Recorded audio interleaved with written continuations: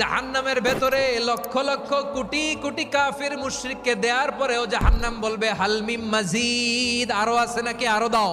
কোটি কোটি কাফেরের দল, মুশরিকের দল, সীমা লঙ্ঘনকারী দল, তাদেরকে যখন জাহান্নামে ফেলা হবে, বড় বড় পাথর খণ্ড জাহান্নামে ফেলা হবে, তারপরও জাহান্নাম বলবে হালমিম মাজিদ, আরো আছে নাকি, দাও, আরো দাও, আরো দাও। আমার ক্ষুধা নিবারণ হয় নাই।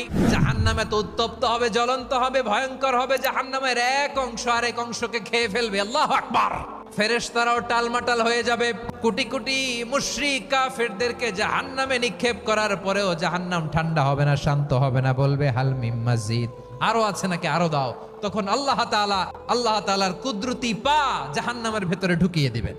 কোনো কিছুতেই যখন জাহান্নামকে শান্ত করা যায় না, আল্লাহ তাআলা তার কুদরতি পা জাহান্নামে ঢুকিয়ে দিবেন। দেওয়ার সাথে সাথে জাহান্নাম থেকে আওয়াজ আসবে, আল্লাহ আপনার ইজ্জতের কসম, যথেষ্ট হয়েছে, এনাফ এনাফ, আর লাগবে না। সুবহানাল্লাহ বলেন। ওই ভয়ঙ্কর জাহান্নামে আমরা যেতে চাই কেউ?